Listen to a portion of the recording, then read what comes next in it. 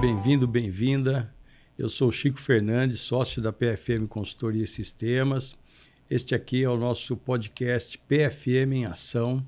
Hoje nós queremos falar sobre o tema a tomada de decisões na gestão de riscos.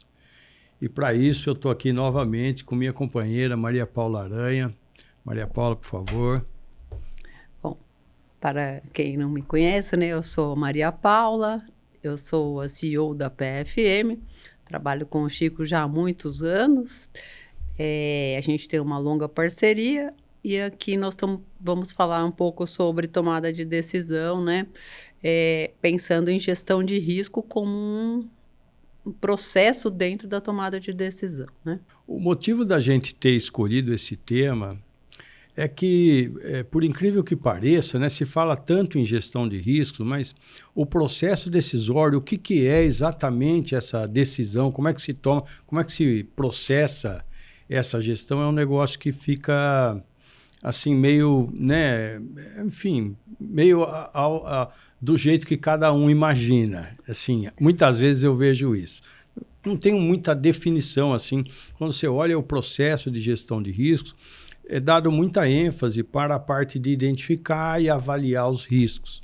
Mas a ênfase na decisão mesmo, ela fica um pouco apagada. A gente sente isso na nossa prática, no dia a dia, como esse é um assunto que ainda provoca assim, um desafio mesmo para tantas pessoas, tantas organizações, né?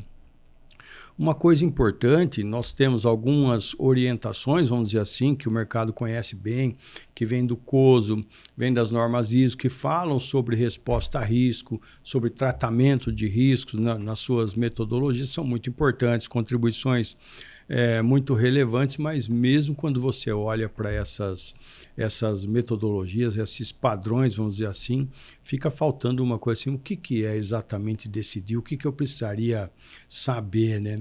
Então, o que a gente gostaria hoje é de se colocar no papel do tomador de decisão e pensar que informações, né, que ele gostaria, o que ele necessitaria ter para tomar decisões. E para isso nós vamos ter que pensar que tipo de decisão ele toma. Acho que é por aí hoje, não é, Paula? É isso. Acho que sim.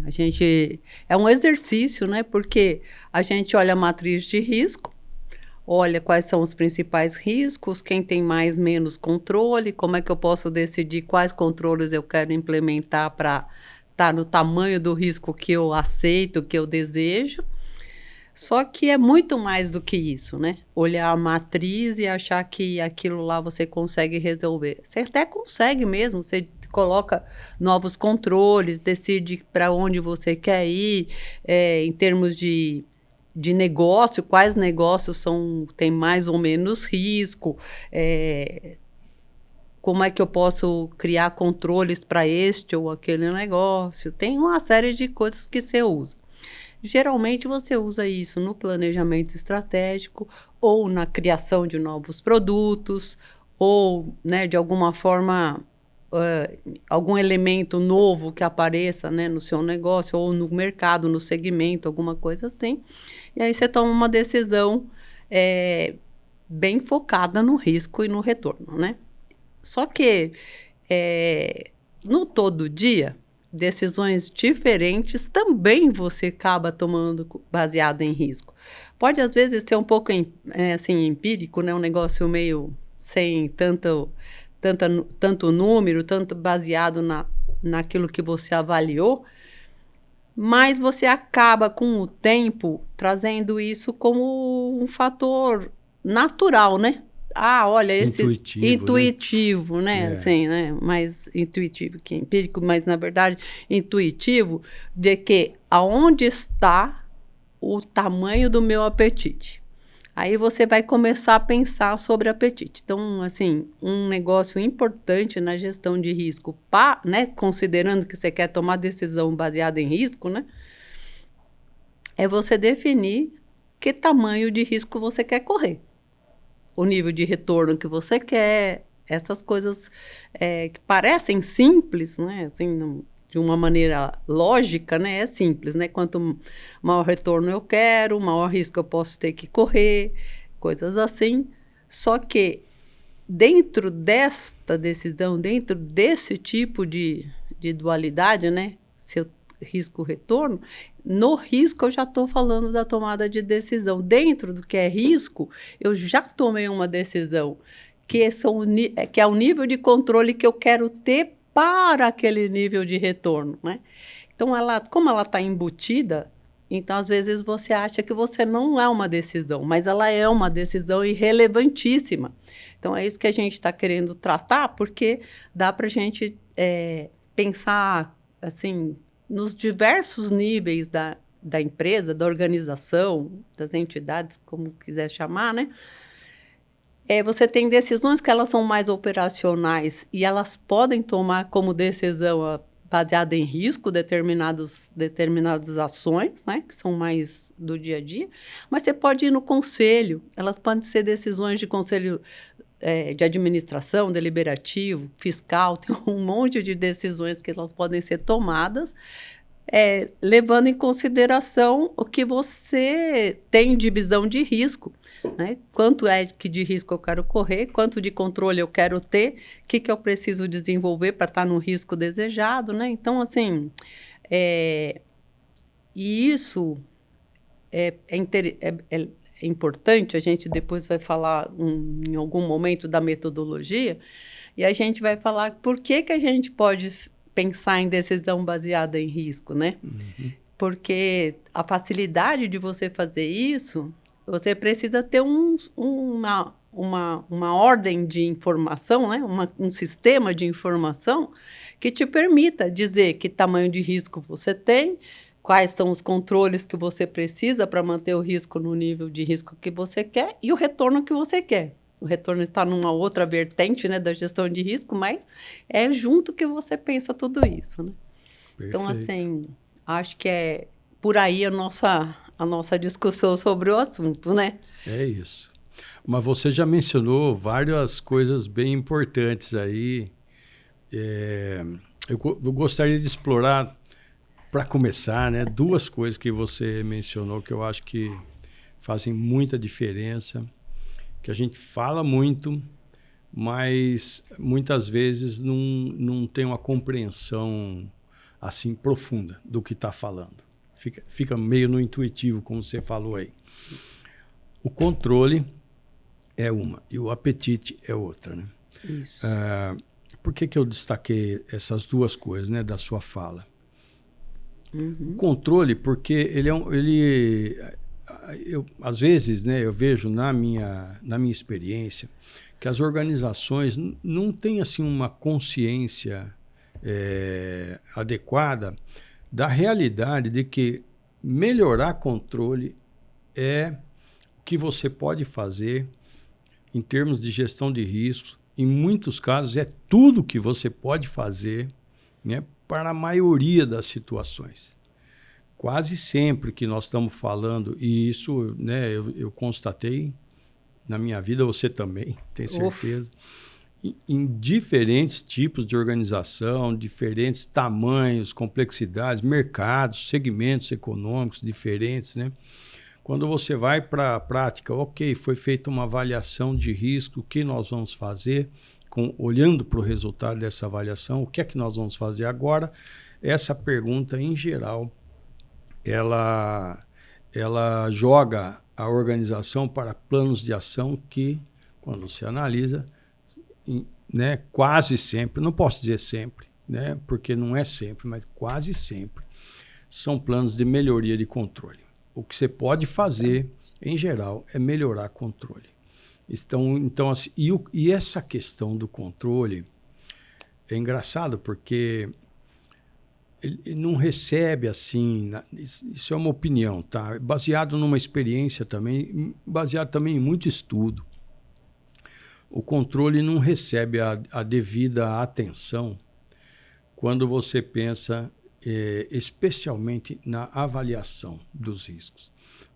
Todo mundo fala que tem que avaliar o risco inerente, tem que avaliar o risco residual, tem que se posicionar, né?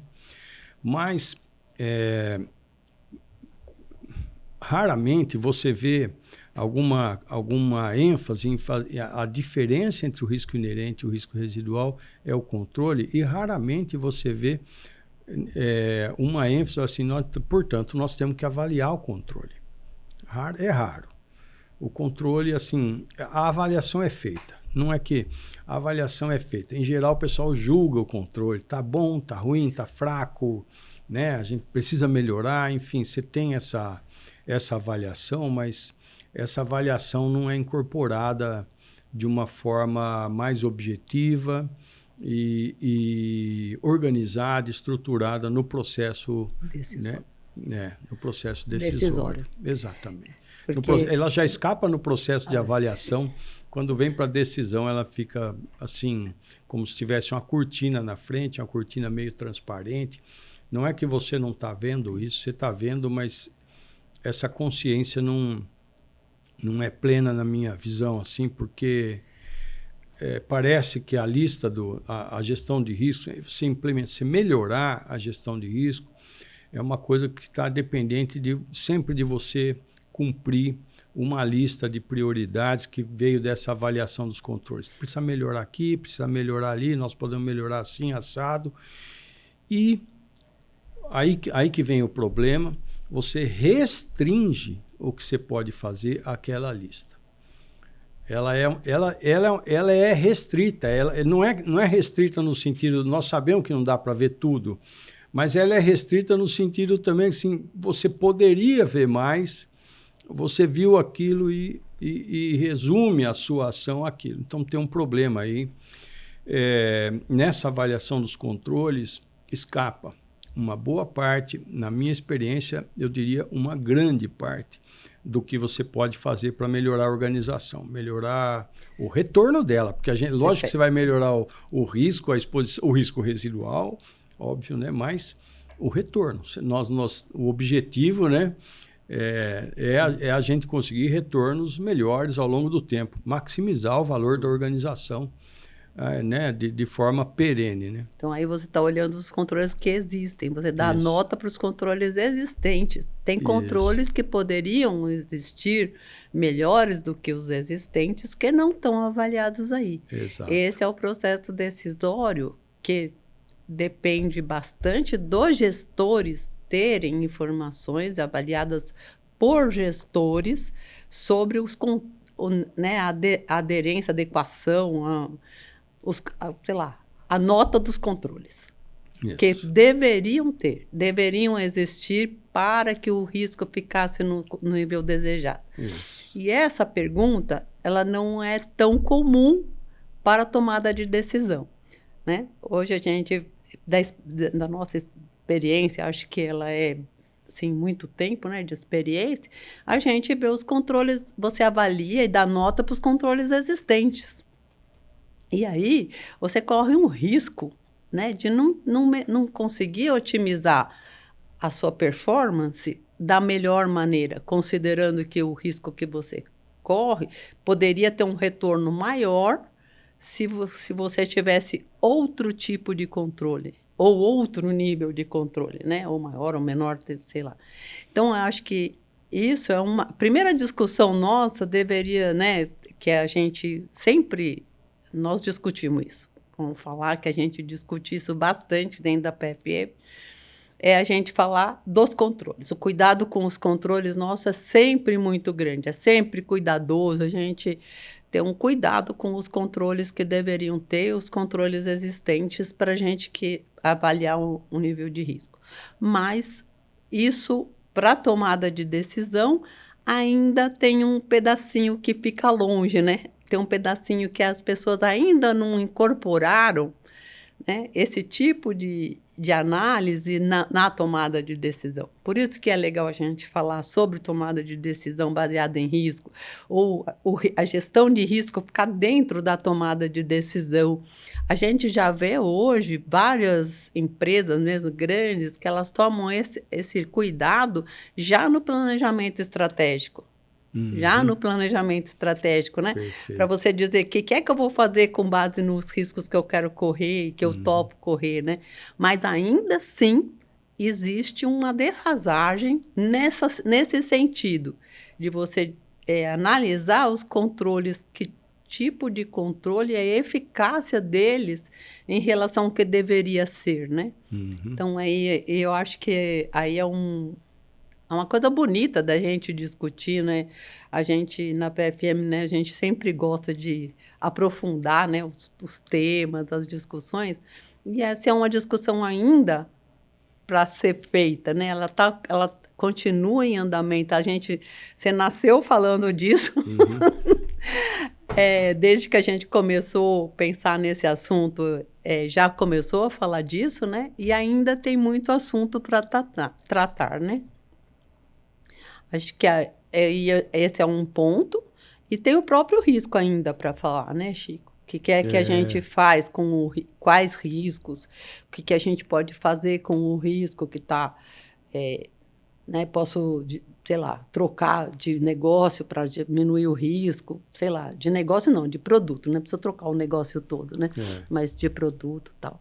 Tudo Então, tem vários pontos, né, para a gente falar, né? Tem o risco em si, tem o controle para dizer o risco residual, para você poder ainda tratar, né? E depois ainda a decisão disso tudo, né, junto. Então, veja só, né, como né, o que eu estou resumindo da sua fala. A gente passa, sei lá, 80% do tempo da gestão de risco buscando melhorar controles, né? Mas se você lançar uma pergunta para um CEO de uma organização, quais são os controles prioritários na sua busca de melhoria? Essa é uma pergunta que não vai ter Enfim, eu vou dizer assim que a maior parte das organizações não está preparada para responder. A maior parte do esforço que eu faço é para melhorar controle, mas eu não tenho uma visão adequada sobre onde eu deveria concentrar esse meu esforço. Né? Se fosse o caso, assumindo que eu não... Né? Porque é uma realidade, mas você precisa compreender e assumir que você não é capaz de fazer tudo ao mesmo tempo. As organizações não são capazes de melhorar tudo ao mesmo tempo. Parece óbvio você falar isso. É óbvio, né? É óbvio. Né? No fundo, a gente sabe que é óbvio, mas muitas vezes a gente trabalha meio que se enganando, como se fosse possível fazer tudo. Ou, falando de outra forma, né? Resumindo, o que eu posso fazer é alguma coisa que eu olhei, né? Mas que eu não tenho certeza se aquilo é tudo que eu posso fazer. Então você fala, não, estou fazendo tudo, porque você está olhando uma coisa reduzida, né? Uma simplificação da realidade. É lógico que as avaliações que são feitas e que gera essa visão, né, concentrada, vamos dizer assim, essa visão reduzida, simplificada da realidade de risco da organização, essas avaliações são importantes, elas são válidas, né? Elas, por exemplo, se você tem um escopo de avaliação, você tem, né, racionalmente falando, você vai planejar um escopo que seja um escopo bom. Não se trata de descartar, nem muito menos, né, imagina, desprezar isso. Não é por aí. A questão é que o risco não respeita o escopo. O risco não está nem aí para o escopo que você fez na hora que ele vai se manifestar. Vamos dizer assim, a realidade do risco não é essa. Assim, pô, eu fiz um escopo lindo, são os riscos mais importantes da organização, mas aí apareceu uma chuva, uma trovoada, uma trombada, uma guerra, sei lá, uma crise climática, alguma coisa, e eu tive uma perda gigantesca num negócio que estava fora do meu escopo de avaliação. E agora? Né? Então, assim, essa é a realidade... né, como dizia nosso professor, né, essa é a realidade física e operacional né, das empresas. Os riscos não estão nem aí para o seu escopo. Eles vão se manifestar randomicamente, sei lá, se pensa aleatoriamente, use a palavra que quiser, mas né, essa é a realidade. Então, assim, nós precisamos, nessa hora de avaliar os controles, de alguma forma pensar além do escopo que você vê nas avaliações. Então, quando a empresa vai falar qual é a minha prioridade de alocação de recursos, vai, para otimizar o meu esforço, né, em gestão de riscos, né? Essa pergunta, o escopo atrapalha um pouco o julgamento que você precisa fazer. Enfim, o problema é você pensar que o escopo planejado de uma avaliação resolve. Ele não resolve. Bom, é isso, né? E uma segunda parte, né? Voltando para a sua provocação, nós já falamos um monte aqui, né? Com essa história do controle, da importância do controle. Mas voltando lá para a sua provocação inicial, a outra coisa que eu destacaria é o apetite. Porque uma vez que eu tô fazendo um esforço, né, de gestão, de novo, racional, organizado, né? Assim, com estrutura, veja as entidades reguladoras, supervisoras de mercados, a SUSEP, o Banco Central do Brasil, né? Tem falado frequentemente, tem regras, normas sobre estrutura de controle interno. Você tem que ter uma estrutura, e essa estrutura eu me lembro que a resolução 2554 do Banco Central, isso é de 1998 ali, foi um marco no controle interno, né, nas entidades supervisionadas aqui no país. Ela já falava em sistema de controle interno, usando, né, e assumindo o uso de um entendimento mais amplo possível para a palavra sistema. O sistema de controle interno envolve pessoas, envolve processos, envolve ferramentas, envolve responsabilidades, enfim, uma coisa muito ampla, né? Então, nesse contexto aí, nessa visão da amplitude, né, das ferramentas, da estrutura, do sistema de controle interno das organizações, é muito complexo você chegar a uma visão clara, unificada, sei lá, do que é o apetite de risco da organização. Então, o apetite é um objeto fundamental, né? As metodologias, todo mundo, a gente pode, né, poderia dizer tranquilamente, a gente poderia definir a gestão de risco como um esforço de manter os riscos dentro do apetite. Ninguém ia questionar uma definição dessa, né? O que é gestão de risco? É tudo o que eu faço para manter os riscos dentro do meu apetite. Ok, perfeito, né? Mas e qual é meu apetite? Para eu saber onde devem ficar meus riscos, né? Aí você cai num mundo, assim, uma dificuldade de explicitar, de compreender isso, né? Algumas exceções bonitas, né, e valiosas existem no mundo das finanças, né? Quando você pode pensar o apetite, você consegue medir o risco com uma abordagem quantitativa, por exemplo, falar um VaR, né? O quanto você você arrisca perder do valor de uma carteira, né, avaliada a preço de mercado. Então, uma vez que eu consigo avaliar, eu consigo definir um limite para o que eu estou disposto a perder, um limite de risco, né? E independente daquele risco estar se manifestando ou não, da perda estar acontecendo ou não, você pode mexer no conteúdo, na alocação da sua carteira para diminuir o risco, né? Para voltar para dentro de um limite. Vamos lá, quase troquei já a palavra por apetite, né? Para voltar para dentro do apetite. Se eu tenho um limite de risco, ele marca um apetite para mim. Se eu tenho uma carteira de investimentos, eu posso vender posições mais voláteis, comprar posições menos voláteis para trazer, num determinado momento, né, em que tiver havido, que esse limite tiver sido extrapolado, para trazer a exposição para dentro do limite, né, para dentro do apetite. Se isso for isso, você vai ter problemas quando ou para trazer dentro, quando os objetivos forem concorrentes, né, que estiverem se chocando, ou eu mantenho dentro do apetite, ou eu busco o retorno desejado. Então, não vai dar, em certos momentos você vai chegar nisso, não dá para cumprir as duas coisas. Ou a gente abre mão do retorno planejado para o futuro, ou a gente abre mão do limite de risco, ou um pouco de cada coisa. Com esse com esse cenário, né, do jeito que está o mercado, não vai dar para obter o retorno desejado a gente tem que arriscar mais. Ou a gente arrisca menos, mas já sabe, né, muda a meta de retorno. Então, uma abordagem como essa é maravilhosa, mas enfim, ela está limitada em termos de aplicação para certas situações em que você consegue ter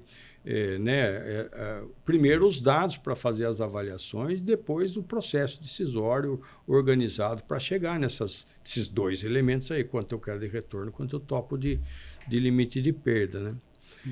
Para a maioria das coisas, né, aí que eu queria que você falasse um pouco, né, para a maioria das coisas a gente não consegue ter essa definição de apetite, né, quantitativa. E aí, como é que dá para fazer? Então, a maioria das coisas não estão nesse nível, né, de você ter um valor, uma parte quantitativa que te remete a uma facilidade de decisão, né, uma decisão mais fácil. Mas você tem uma possibilidade de pensar o que é alto, médio e baixo, né? Então, dá certo de você pode fazer quantas escalas você quiser, tal, né? E você tem uma perspectiva do que vai acontecer, né? Porque o que você pensa aí do que na parte quantitativa, ela é muito mais daquilo que aconteceu, uma projeção para aquilo que poderá acontecer, né? E essa parte que não é quantitativa, que ela é mesmo subjetiva, tem uma parte subjetiva, ela permite que você dê uma nota do que você está vendo para frente, pode ser com base no seu conhecimento, na sua experiência, em outros dados numéricos, do jeito que você quiser, com IA, com tudo que você tem de possibilidade, é olhar o que você está percebendo que vai acontecer com o risco que você já mediu hoje, que você pensou para hoje, como é que ele vai ser amanhã, né? Porque a minha decisão é de hoje para amanhã, a minha decisão anterior já tomei, né? Então, assim, o processo decisório é sempre, eu acho, né? É sempre assim uma incógnita, né? Vou tomar a decisão. Se eu tomar esta decisão, tem tal resultado. Se eu tomar a decisão A, tem resultado X. Se eu tomar uma decisão B, tem um resultado Y, né? Então, toda vez que você toma uma decisão, você razoavelmente pensa duas alternativas, ou X alternativas também, né? Quando você está pensando que você tem muitas variáveis dentro da tomada de decisão, você também é um pouco mais difícil, assim, de você traduzir isso do ponto de vista lógico aqui, né? Por exemplo, falar, não, eu pensei no risco, no risco, no controle, na eficiência do controle, no tamanho do risco que vai gerar residual, e eu pensei no retorno que vou ter, né? Então, assim, a hora que você fala assim, parece complexo, né? Mas não é. Ele fica fácil depois que você acostuma com a decisão de que você pensa risco-retorno. E risco são duas variáveis, que é o próprio risco e o nível de controle que você tem, você passa a tratar isso com mais facilidade. Então, assim, tem várias coisas hoje em dia, né, que já estão avançadas nisso. Quando a gente começou, era muito mais difícil de falar esse assunto, né? Mas hoje dá para a gente falar. E dá para a gente pensar onde é que é a minha fronteira eficiente de controle. Pensa em algo desse gênero, né? A gente pensa isso na parte de investimento, né? Tem uma fronteira eficiente de negócio para eu fazer, né? Então, eu posso chegar num pensamento de uma fronteira eficiente de controle. Qual é o melhor caminho, nível de controle que eu tenho para cada coisa, para cada conjunto de negócios que vão me transformar o meu negócio no melhor nível de risco que eu posso atingir, né, para ter o retorno que eu quero, né? Então, aí o que acontece? As coisas passam a acontecer com muito menos insegurança, né? Com muito menos incerteza, como você disse, a chuva, o cenário, as coisas, tal, porque uma parte de tudo isso vai estar ponderado no nível de risco que eu estou pensando. Lógico que não é tudo, mas uma parte delas vai estar. E aí você tem uma certa estabilidade na decisão. Então, eu acho que, por mais que você pense que não dá para fazer, sabe, que parece muito difícil, ela não é tão difícil. No fundo, ela pode ser bem simples, né? Eu pego um tamanho do risco que eu tenho, né? Se eu pensar que eu consigo achar uma escala de risco que é apropriada para mim, e o nível de controle que eu tenho, e eu posso também escalonar. Quanto maior ele for, menor o risco que eu vou correr, quanto menor o controle que eu tenho, maior o risco que eu vou correr, e aqui eu consigo dizer, que nível de controle eu quero ter, e o que eu preciso ter. Certo? Se eu tiver uma escala de tamanho de controle, que é o máximo, é o melhor controle que eu posso ter, e o menos bom, eu vou diminuindo o meu nível de controle, e quanto isso me expõe, eu fico com facilidade de resolver.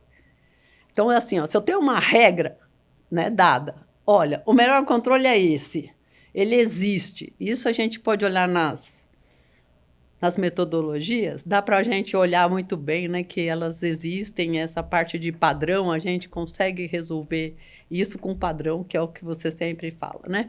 Então, dá para você pensar isso. Aí a gente consegue tomar decisão, funciona. Agora, não dá para eu tomar decisão quando eu penso num controle que vai ser avaliado mais tarde, depois, que é o controle que eu tenho, depois eu avalio. Aí é mais complexo, porque tem horas que eu preciso avaliar aquele controle na hora da minha decisão. Esse controle é melhor, esse controle é pior. Esse controle, aumentando esse controle, vai reduzir meu risco fundamentalmente. Esse aqui, nem tanto. Então, assim, isso que a gente tem que casar com a tomada de decisão. A ideia de que risco não está casado, né? Risco residual, controle, gestão de risco, não está casado com a decisão, com as decisões todas que a gente toma, não funciona. Fica a história de você fazer uma coisa que é só para o inglês ver, sabe? Aquela matriz bonita, ela é bonita, toda colorida, verde, laranja, amarelo, né? Vermelho, aquela toda colorida. Mas se eu for usar uma vez por ano, aquela matriz para dizer, sim, faz plano, melhora a minha condição, faz um negócio legal, fica bonito, é bacana de ver, já ajuda o seu nível de controle, ajuda você a pensar em priorizar que tipo de orçamento você vai ter, ela ajuda mesmo, já ajuda pra caramba. Mas a gente tinha que dar um passo a mais, que é grudar todo esse conjunto de informações na tomada de decisão, né? Então, acho que é os degraus do desafio que a gente tem pela frente, né? E como é que a gente usa isso de forma mais... de forma produtiva mesmo, né? Vou falar para você que a gente tem lugares, né, assim, que tem uma crença na governança maior, né, mais avançada, né? E aí eles trazem a gestão de risco para dentro da tomada de decisão com muita propriedade. E aí a gestão de risco cria valor, né? Cria corpo, cria instrumentos, a coisa vai funcionando, né? E aí é legal quando a gente vê isso, porque é tudo que a gente gosta, né? Tudo que a gente gosta é que as ferramentas que a gente tem, que aquilo que a gente estuda, que a gente pensa, que a gente desenvolve, sejam aproveitadas da melhor forma para fazer com que a empresa melhore, que cumpra seus propósitos, essas coisas assim, né? Mas a gente entende, compreende que é difícil você ter isso assim, né? Resolvido. Né? Resolvido, funcionando como se fosse é uma caminhada, né? Mas... É uma caminhada longa, né? Imagina, só de resolução 13, né? Tem 22 anos, não é? Só a Paula está falando dos fundos de pensão, né? Para os fundos de pensão, Porque é uma resolução importante para essas entidades aí, são 21 anos, né? Agora 22 em 2000, foi 2004, agora, né? 22, né? Isso. Mas o Banco Central, as instituições financeiras... Não, essas já são muito antes, né? São 6 anos a mais aí. É que a mais novinha aí ainda já tem 20 anos, né? Então, assim... Mas então você vê o apetite com essa visão de do controle, com essa avaliação do controle, você consegue ter um posicionamento de apetite também? É isso? É isso que você está falando? Eu acho. A hora que você... quando você falou da área da carteira, o que você olhou? Risco e controle. Né? Porque a hora o VAR é um mecanismo que te coloca numa determinada posição que você analisou o nível de controle que tem a carteira. Né? Então, como que você tomou a decisão? Se você extrapolou o limite, não extrapolou, você vai sair daquele negócio ou não? Essa decisão tá tomando com base nisso. Eu acho que ela é igualzinha nas outras dificuldades todas. Né? Então, assim, eu tenho... sei lá, tem um risco de pessoas, tem um risco de pessoas. O que eu vou fazer com as pessoas que estão fazendo alguns erros, erram mais, tá? Sei lá, ou tem mais acidente, qualquer coisa desse gênero, né? Que são coisas que são riscos que estão que a gente tem mais dificuldade de ponderar os controles, né? São a mesma coisa. Se eu tiver o controle para cada um deles, eu consigo avaliar. Vamos falar de pessoas, por exemplo. Se eu tenho problema de saúde com as pessoas, né? Sei lá, tem a RN lá, tem problema de estresse, de qualquer coisa assim. Os psicossociais novos aí, né? Você tem jeito de botar controle para isso.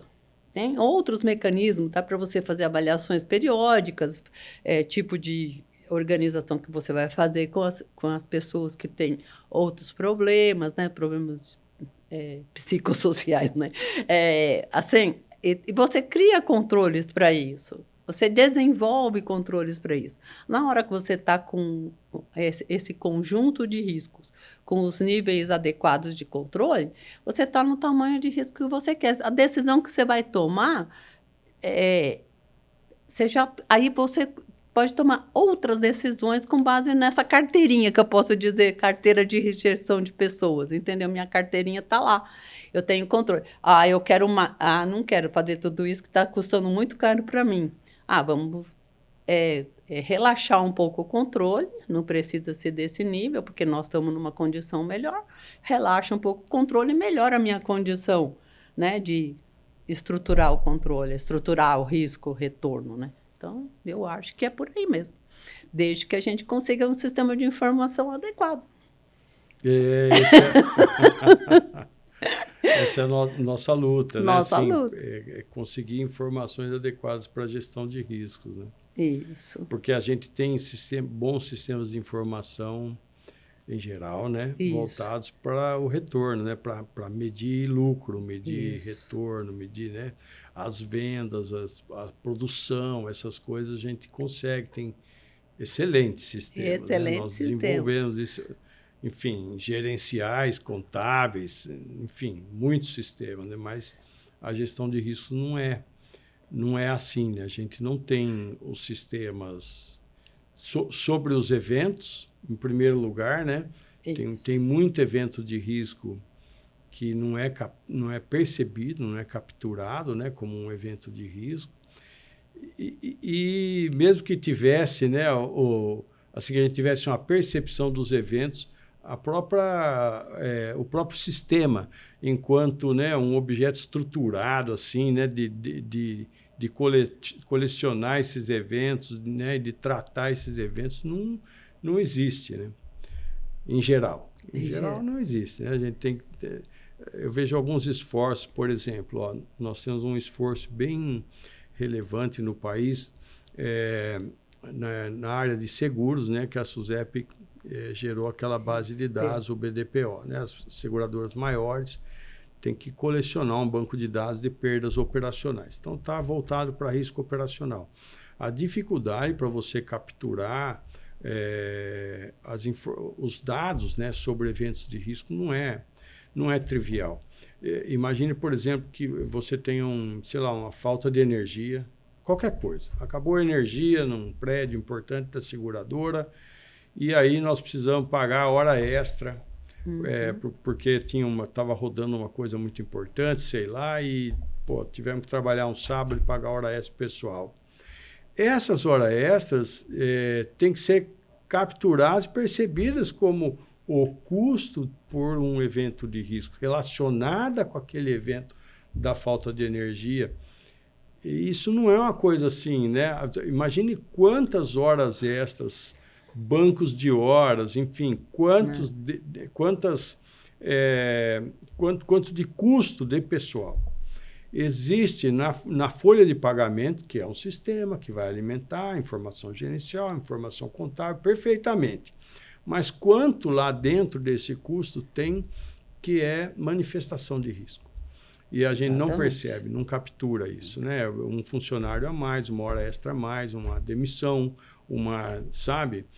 Essas coisas não são percebidas, para dar um exemplo, né? Assim, bastante do mundo do risco operacional, mas isso é verdade para quase todas as categorias de risco. Onde a gente vai melhor mesmo é nos financeiros, risco de crédito, de mercado, a gente captura muito bem os eventos, né? O restante é uma dificuldade mesmo, né? Então, mas olha só, a gente não pode desistir. Ah, é verdade. Entendeu? Porque não tô querendo jogar a toalha. Não joga a toalha. Porque olha só, quando a gente começou, né? A gente tinha muita dificuldade de entender risco. Primeiro de tudo, entender o que era risco. Já tinha controle, mais difícil ainda, né? Uhum. O que era tipo de controle, até bem difícil. Então, agora, nós estamos numa terceira fase, acho. Já longe, a gente já está em outra fase. É já especificar os riscos e os controles para determinado conjunto dentro de um risco chamado, sei lá, pessoas, né? Então, assim, nós vamos chegar lá. Nós vamos chegar lá com facilidade, porque isso é questão de evento. O mundo anda mais rápido, a gente consegue ver mais coisas, né? Os sistemas são mais baratos, tudo está ficando melhor, e a gente pode ter uma facilidade para tomar decisão com base nesses pequenos detalhes aí, que somados criam valores maiores, né? Por exemplo, isso que você está falando aí, as perdas que você não captura na folha de pagamento, elas são gigantescas, né? São gigantescas. Então, assim, depende do tamanho da sua empresa, tamanho das coisas, você tem várias perdas. Só que, para né? Hoje, depende do custo que você tem para poder mensurar, não vale a pena. Mas, daqui a pouco, esse custo é barato. Bem barato. Então, você vai ter muito mais facilidade de ter essa informação e também vai dar certo. E mesmo que você não tenha esse nível de informação, dá para você tomar decisão com base num conjunto já maior de perda ou de custo ou de qualquer outra coisa que você tenha para pensar o que é o risco realizado, né? Perfeito. Que você perdeu, né? Suas perdas, né? Então, acho que a gente está num ótimo caminho, né? A gente tem que melhorar, lógico, todo o tempo, mas a gente já tem a base importante para trabalhar a decisão, que é a gente pensar risco, controle, para definir o nível, o apetite que a gente gosta, para a gente, né? Que a gente gosta, gosta mesmo, gosta para eu poder ganhar dinheiro, gosta para poder trabalhar, gosta para poder atingir o propósito que eu quero, e o nível de retorno que você quer para isso, né? Muito bem. Que a gente tem bastante coisa para ver, mas tá bom. Não é para desistir de nada. Perfeito. Ninguém quer desistir, não, né? Nós queremos produzir um sistema de informação adequado para a gestão de risco e melhorar esse sistema de forma contínua. Nós não temos ilusão também que nós vamos conseguir um sistema perfeito assim do nada, de uma hora para outra, né? Então, a gente vai melhorando a cada instante, né? Isso. Tem muita coisa para melhorar e a gente está em conjunto com os nossos parceiros, clientes, né? Que são uns parceiros grandes nossos que também ajudaram a gente chegar onde a gente está, não é? E com a pesquisa, né, Paula? Pesquisa.